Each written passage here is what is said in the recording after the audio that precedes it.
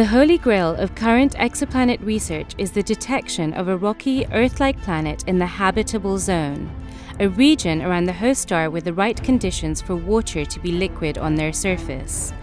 The latest result from the European Southern Observatory comes closer than ever to attaining these goals.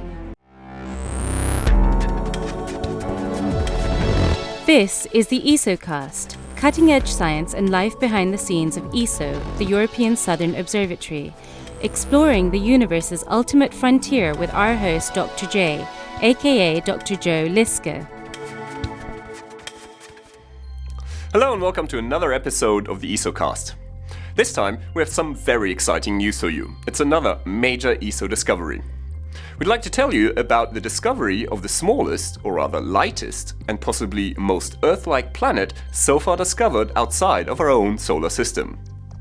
We'd also like to report on yet another planet within the same system that has now been shown to lie within the habitable zone of its parent star, meaning that it could host liquid water and possibly even life.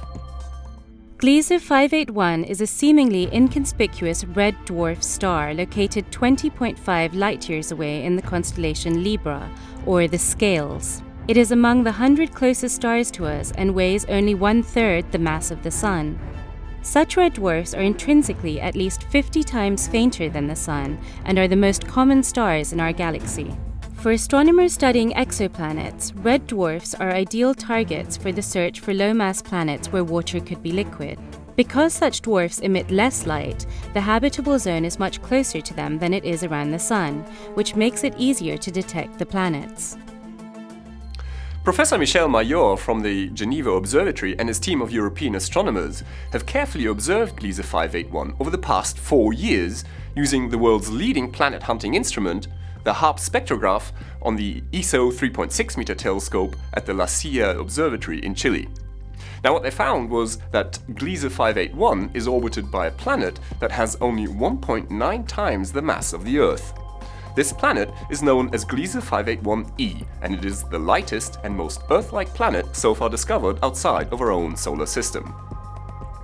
Now, within the very same system, the team also refined the orbit of a previously known planet called Gliese 581d.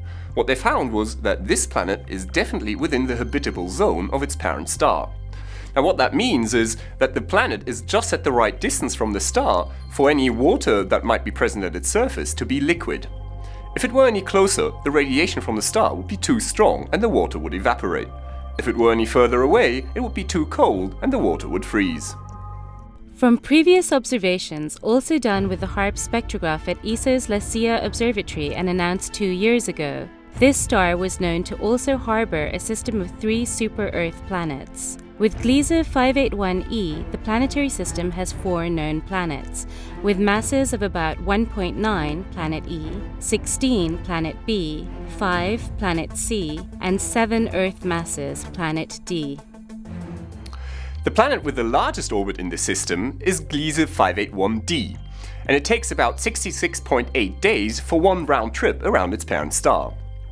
Now, because it orbits within the habitable zone of its star, this planet could be covered in liquid oceans, making it the first serious water world candidate. Thanks to Mayor and his team, we now know that the Gliese 581 system contains at least 4 exoplanets. These planets were discovered through the tiny wobble they cause to their host star as they move around, only about 7 kilometers per hour, which equates to brisk walking speed. The discovery of Gliese 581e and the refinement of Gliese 581d's orbit were possible only due to HARPS' unique precision and stability. Using the HARPS spectrograph, Michel Mayor and his team of European exoplanet hunters are leading the way towards answering some of our most fundamental questions about life outside of our own solar system. They are confident that in the not-too-distant future, a truly Earth-like planet will be discovered. So stay tuned.